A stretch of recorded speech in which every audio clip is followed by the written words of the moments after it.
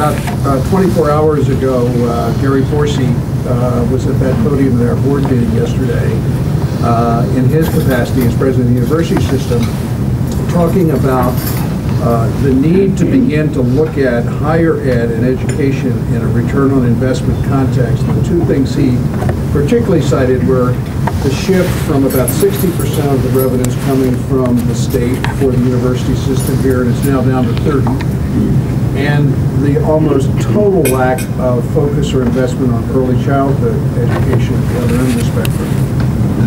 In the context of the constrained budgets that we now face, I'd be interested in how you see evolving to deal with those issues. Well, I mean, it's clearly over the last few years that there's been a smaller percentage of our state budget spent for public education, both at the K through 12 level as well as higher education. It's been more dramatic, that smaller percentage of our budget for higher education than it has been at the K through 12 level. I think President Forsey is beginning the process of making a compelling argument to Missourians about how higher education and education beyond high school, whether it's a community college or four-year institutions or job training or job retraining, that all of these are the basis of a growing economy. And if we're not investing in our people, then we're in serious problems. I think the early childhood issues are important, but I do think getting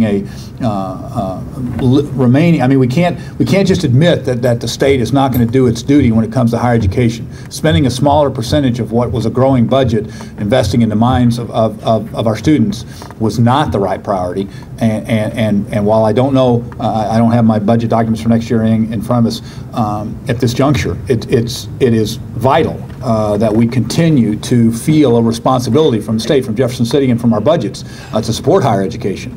And so I think that the downward spending of a smaller percentage of our budget on both higher education as well as K through 12 recently are bad trends, ones I don't support, and ones that I look forward to reversing.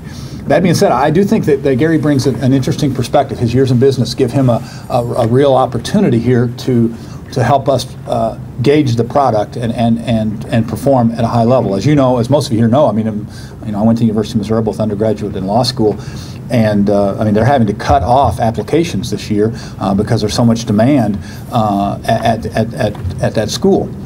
So the demand side is there.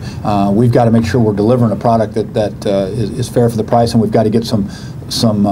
We don't want to cost shift over to debt. I mean, that's what's really happened when the state has not met its obligation on higher education, and we've seen a cost shift to debt by students, and we've got to try to reverse that. We're getting a whole generation of folks starting their professional careers in debt, and that's not a way to get an economy rolling. All the way in the back, yes, sir.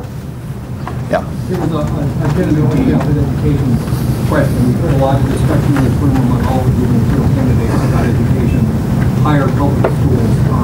The research indicates that where you have the greatest impact in terms of success for kids, education trajectory, life success, and economic impact is on the front end of that spectrum. Missouri again lags behind much of the rest of the country. Certainly our neighboring states in that area. And what are your thoughts? That's an investment in early childhood. Let me give you just a short story about something I did when I was in the Senate that shows you, I think, some sense as to my commitment to this whole area of issues. As a young state senator, I chaired an interim committee that dealt with a number of issues involving prenatal care and the lack of coverage around the state. I passed, and we adopted a significant measure using federal dollars to provide prenatal care to thousands and thousands of women that didn't have it around our state. It's made a difference in thousands and thousands and thousands of lives. I'm a big believer in preventative care. I'm a big believer in making sure that we find what's out there. I was very involved in the hearing test issues, for example, a few years ago, so that we were getting much more universal hearing tests of babies when they were born, so we could anticipate challenges on down the line. You had a whole generation of kids that had hearing challenges, didn't figure it out until they didn't talk as quickly as other kids, and folks thought there was a developmental disability problem with them vis-a-vis their capacity, and that wasn't it. They just couldn't. You can't learn to speak if you don't hear and as quickly. And so in all of those areas, I've seen the investment investment, the dollars we've made have had significant impact in trending down the number of cases of undiagnosed maternal diabetes, which has caused a number of developmental disability problems. And all of those sorts of things, that early investment makes a real difference. And I think that any model we start has to start with not only with young folks as they approach school, but also with helping mothers with kids in the womb. That's simply, but prenatal care is just vital. Yes, ma'am. The way inflation is on the rise, along with that, foreclosures on the rise as well. Is there anything in your plan to help people avoid foreclosure? At the state level, vis-a-vis foreclosures, what we've looked more importantly at how we can deal with the things that are within our regulatory purview at the state level. There's obviously a relatively small number of state charter banks. The Division of Finance can deal with them accordingly. I have as Attorney General worked to deal with issues involving predatory lending, and most of you will get me on my soapbox pretty quickly here about payday lending, which is one of my you get like a minute and a half whenever you mention this stuff. You just get a minute and a half of Nixon here. I mean, I just think it's wrong to have a law that allows 1,900% APR for the poorest among us, okay? Especially as we have challenges right here. I mean, think of it. Single mom with 2 kids, it's Wednesday, she doesn't have money for food, she goes to a payday loan place, she writes them a $50 hot check that won't going to be good until Friday at payday. When she goes on Saturday to pay that, she either has to pay more than $50, significantly more, or she goes into further in debt. I mean, it's an industry that made over $300 million of profit in Missouri last year on the least among us. I mean, our laws are horrible. And the growth of these folks is significant. The passage of debt because of these folks is absurd. I felt strongly about this, and I have not been able to get a significant change from the legislature in this area. There's been a lot of lip service, but you can rest well assured as governor, those folks will know that we'll stand up for them. I mean, Congress even stepped up, in helping some of the military personnel to limit some of the redos on the loans and limit the interest rates appropriately.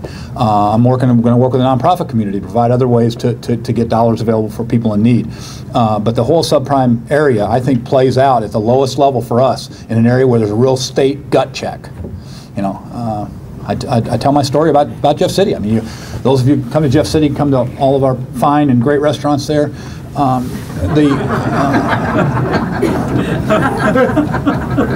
of the places we used to always like to go is Hunan there on Missouri Boulevard, and before Willie sold it. But anyway. Walk out the front next time you're in Jeff City and you want some Chinese food. Go to Hunan and when you do, step out in that little shopping center there, right on Missouri Boulevard. Look left, look right. 5 or maybe 6, depending on how you counsel them, payday loan institutions in that shopping center. Okay, and that one.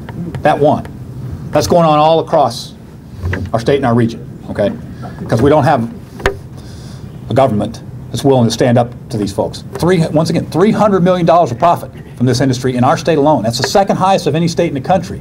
Not percentage ring, number of dollars. Second only to California. Okay, we have to stand up to these folks, and that's the first test as far as what we can do to help people in need. As far as I'm concerned, is to get the proper limitations that are necessary that many other states have passed, that Congress has passed for military personnel on the books. I think that's a gut check for what people believe.